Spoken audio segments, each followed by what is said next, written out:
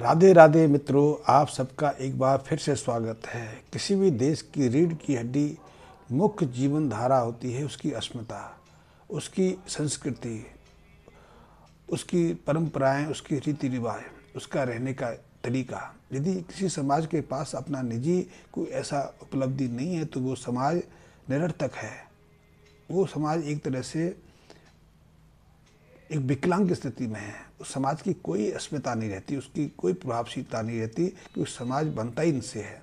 समाज खाने पीने से नहीं बनता है। खाना पीना तो पशु भी कर लेते हैं, लेकिन हर एक समाज की एक विशिष्टता रहती है। हमारी भी एक विशिष्टता थी और आपको जानकर आश्चर्य होगा कि हजारों सालों तक हम संघर्ष करते रहे स्वतंत्रता के लिए, अपनी अस्मिता के लिए, कि हम अपना अस्मिता को फिर से पा सकें। क्योंकि हजारों साल पहले हमारे पूर्वजों के पास एक विशेष जीवन शैली थी, जीने की एक विशेष पद्धति थी, कार्यशैली थी, और वही विलुप्त हो गई, वही नष्ट कर दी गई। हम दूसरे मार्ग पर धकेल दिए गए। लेकिन हमारे पूर्वजों ने अपनी उस अस्मिता को नहीं छोड़ा, त्यागा। इसलिए वो हजारों साल तक संघर्ष करते रहे। करीब करीब 150 साल से ज़्यादा तो वो अंग्रेज़ों के विरुद्ध लड़ते रहे। उसमें लाखों लोगों ने अपनी जान की कुर्बानी दे दी, अपने आप को फांसी पर चढ़ा लिया, लेकिन उन्होंने अपनी अस्मिता को खोने नहीं दिया। और इसीलिए अंततः हमने स्वतंत्र देश के रूप में अपना पुनर्जन्म कर सके। अन्यथा तो बहुत सारी संस्कृतियाँ रही हैं दुनिया में, ऐसी 48 संस्कृतियाँ रही हैं जो हमारे तरह अति विकसित थी, जिनके अवशेष अभी भी उपलब्ध हैं, और वो इस बात का प्रमाण देते हैं कि वो सभ्यता अपने समय पर कितनी विकसित रही होंगी, कितनी सभ्य रही होंगी, कितनी उच्च रही होंगी। लेकिन सब वो विलुप्त होगी, क्योंकि उनने अपने को स्वतंत्र अस्मिता के रूप में जिंदा नहीं रखा। उन्होंने अपने आप को दूसरी संस्कृति में सहजता से मिक्सड कर लिया, और इसलिए वो लुप्त हो गई। हमें भी इस बात का ध्यान रखना चाहिए कि हमारी एक अपनी संस्कृति है, अपना जीवन जीने की एक विशेष प्रक्रिया है, और जब तक हमारे हृदय के अंदर, हमारे मस्तिष्क में उस प्रक्रिया को सम्मान है, उसको जीने की ललक है, तब तक ही हम जिंदा हैं। अन्यथा हम एक सोई हुई कौम, मृत कौम के रूप में हैं। जैसे एक शव के अंदर और जीवित व्यक्ति के अंदर क्या अंतर रहता है? शव के अंदर भी सब कुछ है, लेकिन उसके अंदर जीवन नहीं है, जीवन जीने की विशेषता नहीं है। वो दूसरों के साथ संपर्क नहीं साध सकता, निरर्थक पड़ा रहता है। लेकिन ऐसी निरर्थक स्थिति में उसको भोजन पानी की आवश्यकता नहीं रहती, इसलिए दूसरों पर बोझ भी नहीं। लेकिन सड़ने की प्रक्रिया शुरू होती है, और जब तक वो जीवित है उसको दूसरों पर एक बोझ के रूप में देखा जाता है, क्योंकि उसकी बहुत सारी ज़रूरतें रहती हैं। ठीक यदि हमारे पास अपनी एक अस्मिता है, अपनी संस्कृति है, तो हम जीवित कौम के रूप में, जीवित संस्कृति के रूप में पहचाने जाते हैं। लेकिन अब धीरे धीरे हमारी ये प्राचीन संस्कृति, ये प्राचीन परंपराएं मरती जा रही हैं।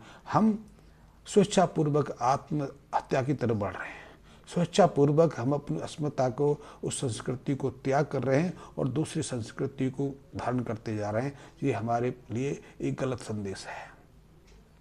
लगता है कि आने वाले कुछ वर्ष हमारी संस्कृति के अंतिम बिंदु साबित हो जाएंगे। जैसे आप समुद्र के किनारे हों और समुद्र में तूफान आने वाला हो, और ऐसे में यदि आप नहीं संभले, आपने अपने को नहीं बचाया, तो निश्चित रूप से तूफान आपको अपने में आत्मसात कर लेगा, आपका समाप्ति कर लेगा। ठीक वही स्थिति आज हमारे सामने है। हमें दिखाई देता है कि भौतिक उपलब्धि हमारे जीवन का लक्ष्य है।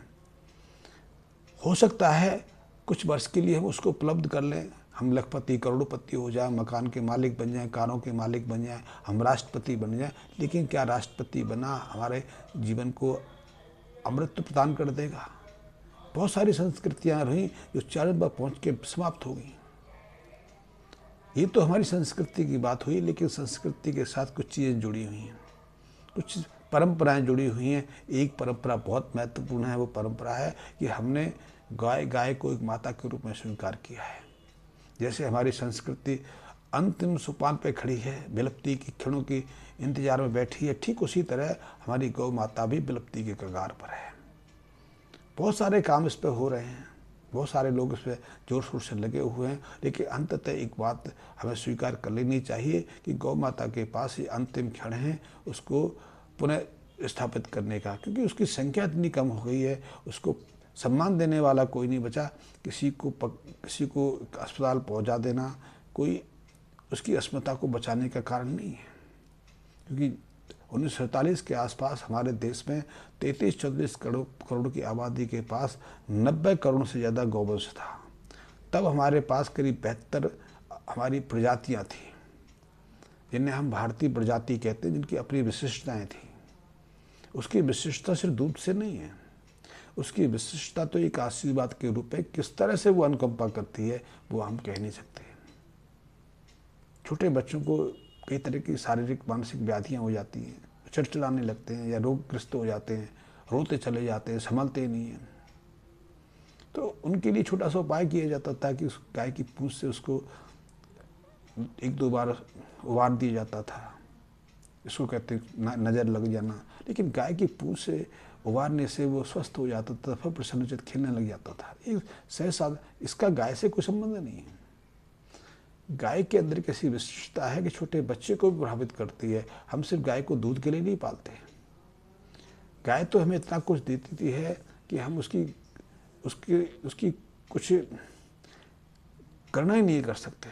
गाय हमारे सानिध्य में हमारे पास बैठी है, हमारे पास से गुजर गई है, तो भी हमें कुछ ना कुछ दे के गई है, तो भी हमारी कुछ व्यथाओं को अपने साथ लेके गई है। गाय जो त्याग करती है, निकालती है, वो भी हमारे लिए स्वर्ण युक्त है। तो वो गाय भी आज विलुप्ति के कगार पर है। आज भारत में 2 करोड़ से कम हमारी अपनी जो देसी गाय हैं उनकी संख्या बची है। उनकी संख्या भी निरंतर घट रही है, कई तरह से घट रही है। कुछ बीमार हो रही हैं, कुछ को भोजन पानी उपलब्ध नहीं हो रहा है, वो मेल न्यूट्रिशन की कमी, कुपोषण की शिकार हो रही हैं, वो गर्भ धारण नहीं कर पा रही हैं। गर्भ धारण करें तो बच्चों को सही समय से जन्म दे पा रही हैं या फिर उनके बच्चे बच नहीं पा रहे हैं। उनके तरफ किसी का कोई ध्यान नहीं है। हम तो एक चीज़ में लगे कि हमारी गाय कैसे ज़्यादा से ज़्यादा दूध दे, चाहे उसके लिए कुछ भी किया जा सके, चाहे उसकी नस्ल में कोई बदल दिया जाए। और कुछ मित्र ऐसे भी हैं जो गाय के नाम पे अपना बिजनेस चमकाने का प्रयास कर रहे हैं कि वही गाय वही नस्ल की उत्तम है, जबकि ऐसा नहीं। जैसे देश के हमारे अलग अलग हिस्से हैं, हर हिस्से में जो लोग रहते हैं वो उतनी महत्वपूर्ण है, उतनी विवेकवान है, उतनी बुद्धि विवेकशील हैं। हम ये नहीं कहेंगे हम ज़्यादा संपन्न हैं, हम ज़्यादा ज्ञानवान हैं। जितने हम ज्ञानवान हैं, हमसे ज़्यादा शायद दूसरे स्टेट के, दूसरे भाग के लोग हैं। हर एक की अपनी विशेषता है। यदि हम कहें हम ज़्यादा चतुर हैं तो फिर तो वही हो गया कि मैं बड़ा, मैं सियाना। ठीक यही हम बात अपनी गाय के लिए अपना रहे हैं। हम गाय को कहते हैं कि मेरी गाय, मेरे राज्य की गाय सर्वोत्तम है, क्योंकि वो 18 किलो दूध देती है, वो इतनी सहनशील है। हम उसको ये बचपना है, मूर्खता है। हर स्टेट की गाय को परमात्मा ने या वहाँ की भौतिकता ने विशिष्टता प्रदान की है। उसका दूध ही महत्वपूर्ण नहीं है, कि दूध को तो हमने दूध को ही कैटेगराइज कर दिया। आज से 50 साल पहले हमारे मस्तिष्क में एक चीज़ बैठा दी गई, हम तो बहुत कुछ भूल ही गए। बैठा दी गई कि दूध का महत्व उसके गुणों से नहीं, उसके फैट से है। जिसमें जितना ज़्यादा फैट वो ज़्यादा दूध, वो उतना सर्वोत्तम। इसलिए इस तुलना में देखा जाए तो भैंस का दूध सर्वोत्तम। वैसे तो याक का दूध होता है, उसमें करीब 24% फैट होती है, तो वो श्रेष्ठ होना चाहिए। लेकिन क्या आप याक के दूध को पचा पाएंगे? क्योंकि याक का दूध सिर्फ उसी भूक्षेत्र में पच सकता है जहाँ ठंड रहती है या -डिग्री के आसपास टेम्परेचर रहता है। तो आप तो प्लेन में रहते हैं, तो प्लेन में जो चीज़ पैदा हुई है वो आपके लिए है। तो गाय का दूध हमारे लिए अमृत तुल्य है, क्योंकि उसमें फैट नहीं है, हमारी ज़रूरत के अनुसार हर पोषक तत्व है जो हमें स्वस्थ रखता है, निरोगी रखता है, हमारे शारीरिक विकास में सहायक बनता है, हमें चतुर बनाता है, बुद्धिजीवी बनाता है, हमें सुशील बनाता है, हमें आज्ञाकारी बनाता है, संस्कार से संपन्न करता है। वो एक चीज़ का नहीं कि फैट का है। और फैट के कारण तो आज समस्याएं खड़ी हो रही हैं, इतने हृदय संबंधी बीमारियां हो रही हैं, ब्रेन स्ट्रोक हो रहे हैं, लोग अपांग होते चले जा रहे हैं, किडनी खराब हो रही है, ब्रेन स्ट्रोक आ रहे हैं। बहुत सारी बीमारियां सिर्फ इसीलिए हो रही हैं कि हम अतिरिक्त मात्रा में हानिकारक फैट सेवन करने लगे। वो कहाँ से आता है, उस स्वास्थ्य विशेषज्ञों को, उन रिसर्चकर्ताओं को नहीं मालूम। वो कहते हैं कि एनिमल फैट गाय को बांध देते हैं, भैंस को बांध देते हैं, बकरी को बांध देते हैं, लेकिन वो ये नहीं कहते कि मीट खाने को, मीट से फैट आ रहा है, रिफाइंड ऑयल से आ रहा है। वो एक व्यापारिक बुद्धि है। तो मैं आपसे कहना चाहता हूँ कि आज हमारी गाय विलुप्ति के कगार पर है, इसलिए हमें संभलने की बहुत आवश्यकता है। आज हमारे देश में मात्र 2 करोड़ से भी कम हमारी देसी नस्ल की गाय बची हैं। बहुत सारी प्रजातियाँ तो विलुप्त हो गई। आज कह सकते हैं कि 36 प्रजातियाँ हमारे पास हैं, लेकिन 36 में कितनी स्वस्थ हैं, कितनी जीवंत हैं, कितनी मृत स्थिति में हैं, ये कहना भी बहुत मुश्किल है। तो फिर बीमारी से पीड़ित हैं, कुपोषण से पीड़ित हैं, उनकी परवरिश से पीड़ित हैं, और बहुत तेज़ी से जो गाय हैं, जो आवारा हैं, जो किसी पालतू नहीं है, किसी के लिए उपयोगी नहीं है, उन्हें हम सड़कों पर छोड़ देते हैं। उनमें से ज़्यादातर किसी न किसी रूप से बूचड़ खाने पहुंच जाती है, कत्ल गाहों पहुंच जाती है, यहाँ उनका कत्ल कर दिया जाता है। और इससे एक भयानक स्थिति बनती चली जा रही है। जैसे हमारी संस्कृति विलुप्त हो रही है, उसी तरह गौ माता का भी विलुप्ति का एक प्रतीक बनता चला जा रहा है। गौ माता एक विलुप्ति की कगार पर खड़ी एक संस्कृति बन गई है, और ये हमारे लिए बहुत दुखद प्रश्न है, बहुत सोचने वाला प्रश्न है। एक रूप से देखा जाए तो 1000 साल पहले भारत की सीमाएं सुदूर अफगानिस्तान से भी आगे पड़ती थी।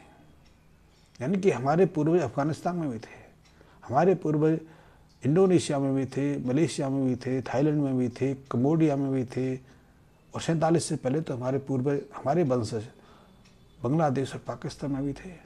तो पाकिस्तान में अधिकांश लोग किसी दूसरी संस्कृति से, दूसरे देश जगह से नहीं आए, हमारे वंशज हैं, और एक तरह से देखें हमारे ही भाई बंधु हैं। बांग्लादेश की भी ये स्थिति है, वहाँ की अधिकांश जनता हमारे वंशजों के रूप में है। यानी कि कह सकते हैं कि हमारे वंशज ही बांग्लादेश में और हमारे वंशज ही आज पाकिस्तान में है, लेकिन अब हमारा उनके साथ संबंध नहीं। संबंध की बात तो छोड़ो, आज हम एक दूसरे के दुश्मन हैं, वो हमसे दुश्मनी रखते हैं, वो हमें ख़त्म करना चाहते हैं, नष्ट कर देना चाहते हैं, अपना जैसा बना लेना चाहते हैं। हम जिस संस्कृति को पालते हैं, संस्कृति का हम फॉलोअप करते हैं, अनुसरण करते हैं, उससे हमें हटाना देना चाहते हैं, जिसके लिए हमने हजारों साल तक संघर्ष किया। तो ये एक प्रश्न है। हमारी इस बात को हमें गंभीरतापूर्वक लेना चाहिए। क्या संस्कृति को नष्ट होना दे देना चाहिए, या संस्कृति को फिर बना लेना चाहिए? पैसा तो फिर संस्कृतियों के पास आ जाता है, ऐसा कई बार हुआ, लेकिन संस्कृतियाँ दोबारा से जिंदा नहीं होती। एक आध संस्कृति को छोड़कर आज कोई भी संस्कृति, कोई भी प्राचीन संस्कृति अपना अस्तित्व बचाने में सक्षम नहीं हुई। लेकिन हमें यदि ये अवसर मिला है तो इस पर हमें सोचना चाहिए। हम पैसा तो कमा लेंगे, लेकिन पैसा कमा के आप अमर होने वाले नहीं हैं। आपके पास भी उतनी ही उम्र है जितनी कि मेरे पास है। हो सकता है आपके पास पैसा ज़्यादा है, आप अंतिम समय में बीमार पड़ेंगे या आप शरीर कमज़ोर हो जाएगा तो किसी महंगे अस्पताल में इलाज करा लें। मैं शायद किसी छोटे अस्पताल का सक्षम हूँ, लेकिन ये तो नहीं कि मैं पहले मर जाऊँगा, आप वहाँ बड़े अस्पताल में जाके अमर हो जाओगे।